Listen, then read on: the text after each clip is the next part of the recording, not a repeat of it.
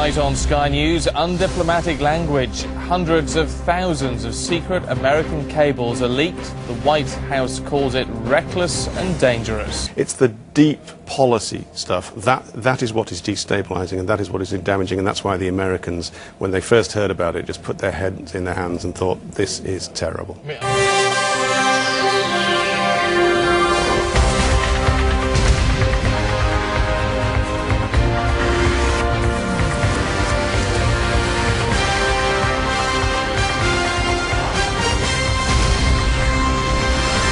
Very good evening. Welcome to Sky News. The first of 250,000 secret American diplomatic cables have been leaked tonight to the anger of governments across the world. They're being put into the public domain by the WIKILEAKS site and by newspapers in several countries. The revelations include demands by many Arab countries, including Saudi Arabia, that the US attack Iran to stop it getting a nuclear weapon. There's also a claim that Hillary Clinton wanted American diplomats at the UN to spy on their counterparts from other countries. Mark Stone reports. The leak is unprecedented, the range quite extraordinary, and this represents just the first batch. Some are no more than embarrassing, others go to the heart of government policy, and not just the US government. There are within these private diplomatic cables hints at how governments across the globe conduct themselves. There is, frankly, no obvious place to begin, such is the scale. But the institution that represents global diplomacy is perhaps appropriate. This is, we're told, a classified directive issued by Secretary of State Hillary Clinton in 2009. It's marked No Foreign, which means no foreigners are permitted to see it. It asks US diplomats at the UN to gather forensic technical details on their counterparts within the same building. They're being asked to collate credit card account numbers, even frequent flyer numbers. It even asks for details on the Secretary-General of the UN's management and decision-making style and influence. That, it's being claimed tonight, is spying, not done at the UN. Another cable relates to Saudi Arabia. It's claimed the Saudi king repeatedly called for America to act on Iran's nuclear capability. This is dated April 2008. It talks of King Abdullah's frequent exhortations to the US to attack Iran. Cut the head off the snake, it reads. We may have known Saudi Arabia's view on Iran, but this is in black and white and will do nothing to Saudi-Iranian relations. There have long been suggestions that the Americans have been less than impressed with British efforts and strategy in Afghanistan. Publicly, Washington has denied them, insisting they are happy with the Helmand operation. But among these cables, we're told, are suggestions from some American officials that there were concerns of the way the Brits were doing things. Damaging stuff too about Yemen. Airstrikes in the country is not news. But the revelation, if true, that the US and Yemen agreed to pretend that drone strikes on al-Qaeda targets were carried out by Yemeni planes, when in fact they were done by the Americans, is big news. How will Yemen explain that internally? Some are less serious but still uncomfortable, and for the UK too. US officials were apparently unenthusiastic about David Cameron. There are suggestions of inappropriate behaviour by a member of Britain's royal family. No more details on that have yet been released. The consequences of all this will take days, weeks to become clear. Ambassadors, the authors of many of these, will find their positions untenable. Government diplomacy and damage limitation around the world is right now in overdrive. Mark Stone, Sky News. Let's talk to our Foreign Affairs editor, Tim Marshall, who's here. And is there a real possibility that these revelations could have a very negative, very destabilising effect in some countries? I think that's without doubt, especially Yemen and Saudi Arabia. Yemen because very fiercely nationalistic, don't particularly like outsiders, welcome them as guests, but the idea that there are now Americans in Yemen operating drones, doing airstrikes, when the Yemeni parliament and the Yemeni people were promised there would be no outside interference. That'll go down pretty badly in Yemen. It's a very, very unstable country to begin with. I mean, most Yemeni watchers knew this was happening, but it's being laid out in black and white that what the parliament and the people were being told is completely at odds with what the government was saying to the Americans were saying to them. Because this is not just about America, this is about all the countries that it's touched and affected.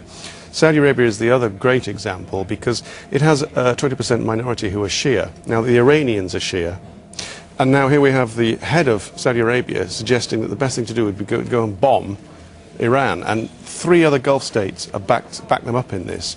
And again, it's something that Middle East watchers knew about, but to see it out there when in fact publicly their populations are told that we love our Muslim brothers across the Gulf in Iran and we welcome them and all this, whereas in fact the leaders are actually saying, you know what, we need to go and bomb them, we need to cut the head off the snake. This is deeply damaging for the relations in the area at a very, very dangerous time. Lots of other stuff. I mean, some of it will get headlines, some of it won't. Colonel Gaddafi is described as a hypochondriac. This is tittle-tattle, as is that he's apparently everywhere he goes there's a voluptuous, hot Ukrainian blonde nurse. But this is perhaps a young diplomat sending stuff back to Washington, and it's everyday stuff, and all embassies do it. All embassies make judgments and value judgments, which is why the Cameron stuff, when it comes out later this week, will not be particularly damaging. Embarrassing, but not damaging. Same with the royal family. If it's Prince Harry wearing a Nazi uniform, or Prince Andrew saying something a bit off colour when he's abroad, or somebody criticising from the royal family a police force, all that's not actually damaging. It's the deep policy stuff. That is what is destabilising, and that is what is damaging, and that's why the Americans, when they first heard about it, just put their heads in their hands and thought, this is terrible. I mean, on the basis, I mean, there is a caveat, isn't there, that, you know, that we don't know this is all absolutely accurate, but on the basis that it likely is, how diplomatically weak does it leave the United States when we all know its view of itself and its view of other countries? Well, I'll give you a relatively damaging one, but they'll get over it because they still remain in a position of power. And that is the one where apparently Barack Obama, according to the Der Spiegel, who've been through this particular diplomatic cable, Obama has no feelings for Europe, and we're included in that. Again, I think most people really quite understood that, but also that the UK is obsessed with the special relationship, and it would be good to keep the UK off, the UK is obsessed with the relationship, and it would be good to keep the UK off balance. Now, if the Americans are actually saying to their allegedly greatest friends, keep them off balance, keep them guessing, don't be too nice to them, that's pretty damaging, because it just shows the population of the country that in fact all the highfalutin language that they come out with on the great state visits, behind it all there's an iron fist inside a velvet glove. There's absolutely masses of it in it. An Afghan, very senior diplomat walking around with $52 million in cash in a case as he goes through the UAE. Qatar not taking on the terrorists because they've got a quid pro quo. Don't come and bomb us and we won't have too much action about you. And on it goes. And the US is just reeling from this. Most of it they'll get over. Some of it they never will. And very briefly, 2 damaging effects. One is that diplomats may no longer want to be candid in their remarks back to government, and 2, the barriers are going to go back up in America so that each individual agency like the CIA does not talk to the State Department, etc., and that's damaging for their security. And just finally, Tim, we know this is just day one, isn't it? Yeah. We've got a week of this to come out.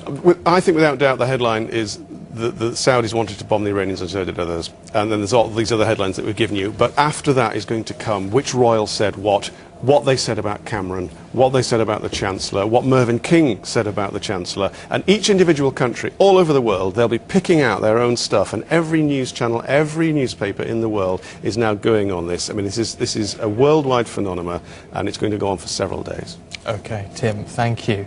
Well, the Foreign Office has attacked the leaks, and a spokesman saying we condemn any unauthorised release of this classified information, just as we condemn leaks of classified material in the UK. They can damage national security, not in the national interest, and as the US has said, may put lives at risk. We have a very strong relationship with the US government that will continue.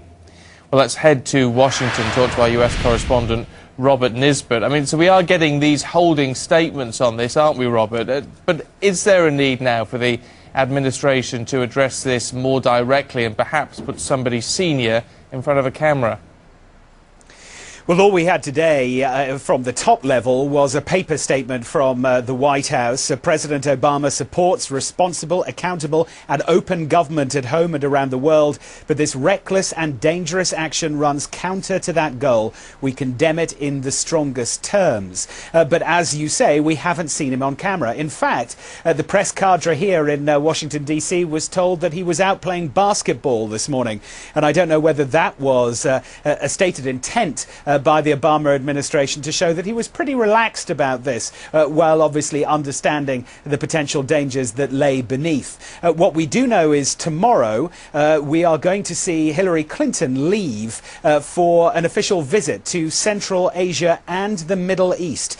She's going to Kazakhstan, the Kyrgyz Republic, Uzbekistan, and I think most interestingly, following up from what Tim has said, Bahrain, where she's going to be giving a speech, a keynote address on the role of the United States in regional security in the Middle East. Now, before, probably that would have gone unmentioned, perhaps even unreported internationally, but I think now, following some of these remarks, there's going to be a laser-like attention on what she has to say, and perhaps before she gets on that plane bound for Kazakhstan, she may make some remarks. In the absence of either of them, we've heard from one senior Republican in the House of Representatives calling for Julian Assange to be charged with espionage and for WikiLeaks to be proclaimed a foreign terrorist organization.